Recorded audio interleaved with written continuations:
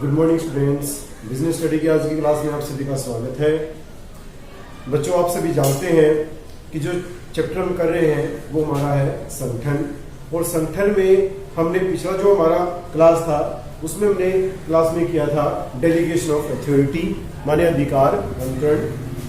जब सुपीरियर के पास ज़्यादा काम हो जाता है, ज़्यादा वर्कलोड हो जाता है, कार्य का ज़्यादा भार हो जाता है, तो वो कुछ कार्य जो है वो अधीनस्थों को करने के लिए सौंप देता है। उसी को हम अधिकार अंतरण बोलते थे। और आज हम उसी से एक स्टेप आगे बढ़ेंगे और आज हम क्या करेंगे?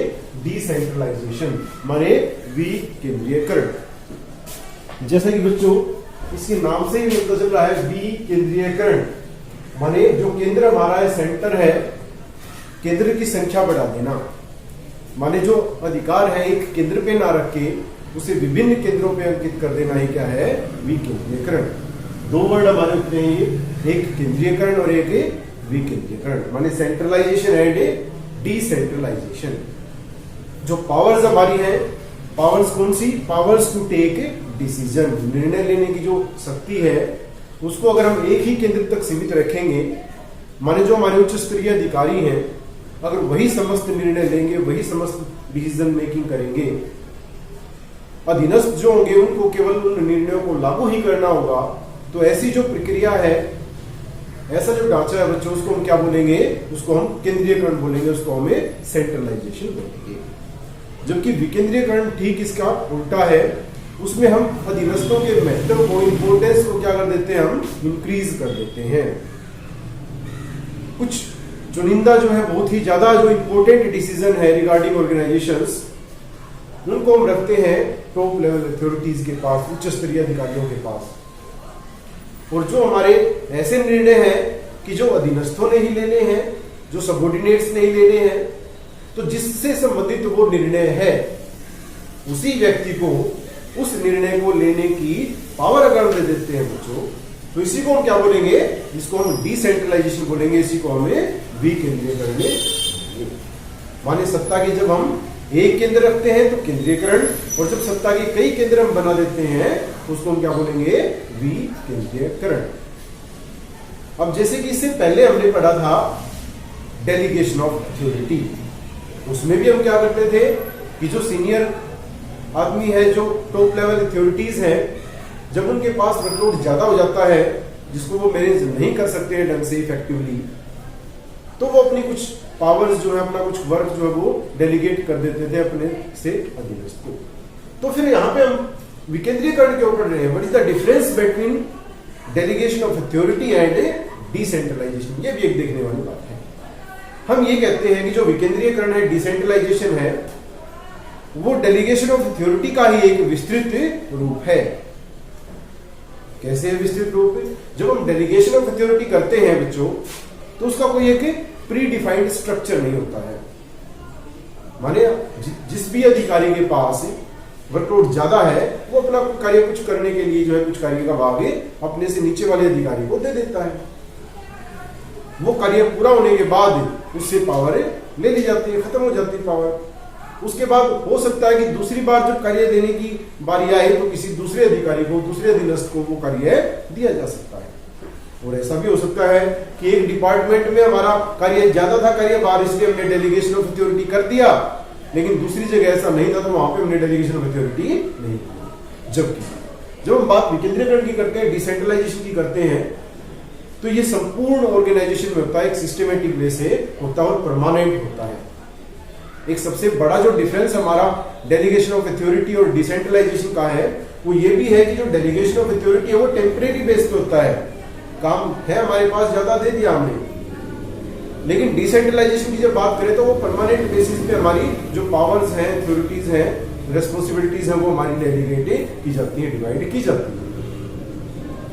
इसका एग्जांपल लेने से पहले हम इसका मीनिंग कर लेते हैं विकेंद्रीयकरण का। इसका अभिप्राय उस स्थिति से है जो पूरे संगठन में व्यवस्थित अधिकार अंतरण किए जाने के फलस्वरूप पैदा होती है। वही बात आगे जो मैंने अभी कहा आपको कि जब अधिकार अंतरण की बात करते हैं तो वो केवल एक ही स्तर पे होता है। हो सकता है वो केवल एक ही डिपार्टमेंट में हो सकता है एक ही अधिकारी ने अपने अधीनस्थ को कार्य सौंपा हो, लेकिन जब हम विकेंद्रीकरण की बात करते हैं तो हम संपूर्ण संगठन की बात करते हैं, पूरे ऑर्गेनाइजेशन की बात करते हैं।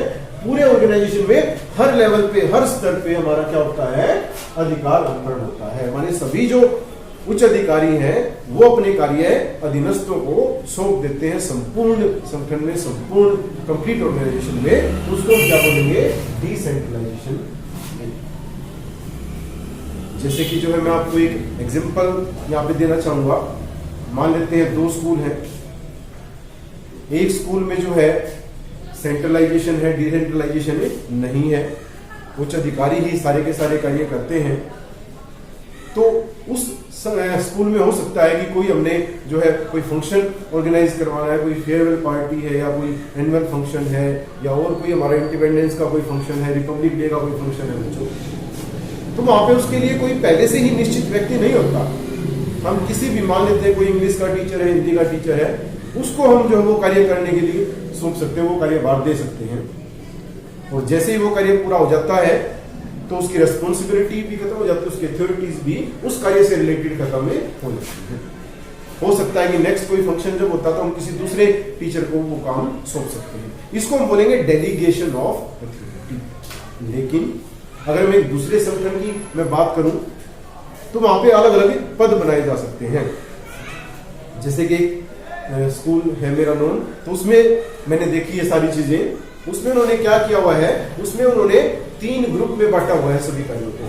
3 अधिकारी उन्होंने अपॉइंट किए हुए हैं। एक जो है वो प्रशासनिक अधिकारी है, एडमिनिस्ट्रेटिव ऑफिसर है। उसका जो काम है वो एडमिनिस्ट्रेशन से रिलेटेड कार्य देखना है, सारे के सारे क्या क्या चीजें हमारे पास अवेलेबल है कि नहीं है, उनको अवेलेबल करवाना, हमारे एम्प्लॉइज जो है वो ढंग से काम कर रहे हैं कि नहीं कर रहे हैं। इसके अलावा जो कमी अगर कोई है, एम्प्लॉय चाहिए तो उसकी रिक्रूटमेंट करना, माने ये एडमिनिस्ट्रेशन से रिलेटेड कार्य वो देखता है। दूसरा एक उन्होंने व्यक्ति अपॉइंट किया है, पोस्ट उन्होंने बनाई है एकेडमिक इंचार्ज। माने वो क्या देखेगा कि जो सिलेबस हमारा है वो सही तरह से हो रहा है कि नहीं हो रहा है, बच्चों का काम ढंग से हो रहा है कि नहीं हो रहा है, नोटबुक चेकिंग सही हो रही है कि नहीं हो रही प्रॉपर्ली। ये उसका परमानेंट उसका ही काम है। और एक थर्ड एक्टिविटी इंचार्ज है, माने उसका कार्य क्या है, जितने भी हमारी एक्टिविटीज हमारी जो है वो करिकुलर एक्टिविटीज हमारी परफॉर्म की जाएंगी, कोई फंक्शन होगा या जैसे असेंबली होती है तो ये सारे के सारे कार्य उसको दे दिए जाते हैं। अब यहाँ पे परमानेंसी है, माने जब भी कोई भी फंक्शन होगा तो वो एक्टिविटी इंचार्ज का ही कार्य होगा। उस पोस्ट पे जो भी व्यक्ति होगा उसने वही कार्य करना है। जो भी एडमिनिस्ट्रेशन से रिलेटेड काम होगा वो एडमिनिस्ट्रेटिव इंचार्ज ने ही करना है। तो ये परमानेंट है और पूरे ऑर्गेनाइजेशन के बेस पे है। तो इसको हम क्या बोलेंगे, डिसेंट्रलाइजेशन। तो ये आपके डिफरेंस है, पहले स्कूल में डेलीगेशन ऑफ अथॉरिटी था और दूसरे स्कूल का जो मैंने एग्जांपल दिया वो क्या है, डिसेंट्रलाइजेशन। अब इसकी एक डेफिनेशन भी हम ले लेते हैं। हेनरी फ्योल के बारे में आप पहले से ही जानते हैं। हेनरी फ्योल ने हमारे जो है जो जनरल प्रिंसिपल्स हैं वो हमारे दिए थे 14 प्रिंसिपल्स। तो उन्होंने एक डेफिनेशन दी है। क्या डेफिनेशन है, हर वह कदम जो अधीनस्थों की भूमिका के महत्व को बढ़ाता है। माने बच्चों जब भी हम अथॉरिटी डेलीगेट करेंगे तो जो हमारे अधीनस्थ हैं, सबऑर्डिनेट्स हैं, उनकी भूमिका बढ़ जाएगी ना, उनका कार्य हमारा बढ़ जाएगा, उनका महत्व हमारा बढ़ जाएगा। विकेंद्रीकरण कहलाता है। जब भी हम अधीनस्थों का महत्व बढ़ा देते हैं, उनकी भूमिका बढ़ा देते हैं तो उसको विकेंद्रीकरण कहेंगे, माने उनको हम अधिकार दे देते हैं। तथा हर वह कदम जो इसके महत्व को कम करता है वो क्या है, केंद्रीयकरण। माने उनके पास कोई भी अधिकार ना छोड़े, हम सिर्फ काम करने की रेस्पॉन्सिबिलिटी उनके पास छोड़े, हम जो अधिकार जो डिसीजन हमने उनको यूं के यूं इंप्लीमेंट करें, उनका महत्व क्या हो गया, कम हो गया। और इसको हम क्या बोलेंगे, केंद्रीयकरण। आज का लास्ट टॉपिक जो हम करेंगे वो है विकेंद्रीयकरण की विशेषताएं, इसकी फीचर्स, कैरेक्टरिस्टिक्स इसकी क्या है वो हम देखने वाले हैं। फर्स्ट है यह अधिकार अंतरण का विस्तृत रूप है। ये मैं पहले ही बता चुका हूं कि अधिकार अंतरण जो है वो एक स्टेप पे भी हो सकता है, वो एक जो है हमारे डिपार्टमेंट में भी हो सकता है। जबकि विकेंद्रीयकरण जो है वो पूरे के पूरे संगठन में जो है वो हमारा परमानेंटली हमारा होता है, वो टेम्परेरी नहीं होता है। तो एक विस्तृत रूप है। दूसरा यह अधीनस्थों की भूमिका के महत्व को बढ़ाता है।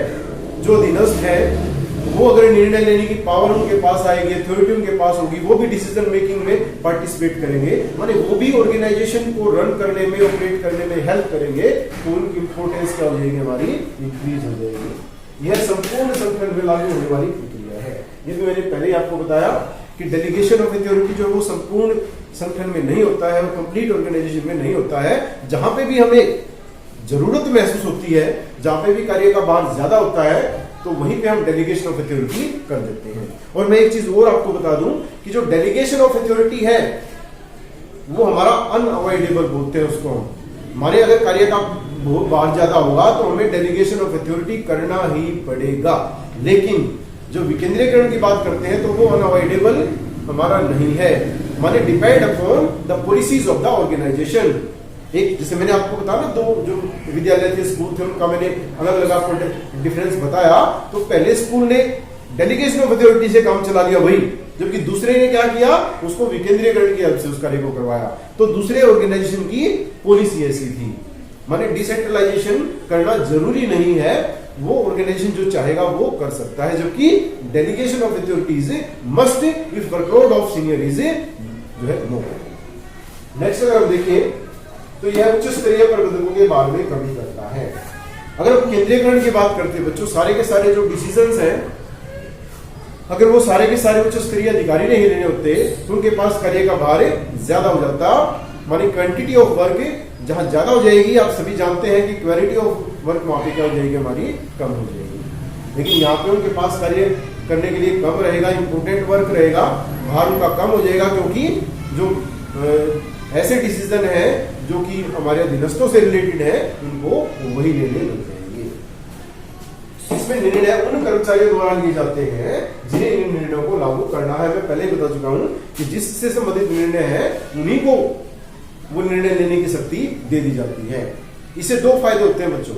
एक तो समय बचता है हमारा, माने जो हमारे अधीनस्थ है वो बार बार उस निर्णय के बारे में जानने के लिए उच्च अधिकारियों के पास उनको नहीं जाना पड़ेगा, टाइम बच जाएगा, ठीक है। दूसरा, चूंकि कार्य वही करते हैं तो जो एक्चुअल हमारी प्रॉब्लम फेस करनी पड़ती है वो उन्हें पता है, तो उन प्रॉब्लम्स का अच्छी तरह से निपटारा, सेटलमेंट जो है वही कर सकते हैं। और तीसरा, उनको मोटिवेशन मिलता है ऑर्गेनाइजेशन में काम में अच्छा करने का।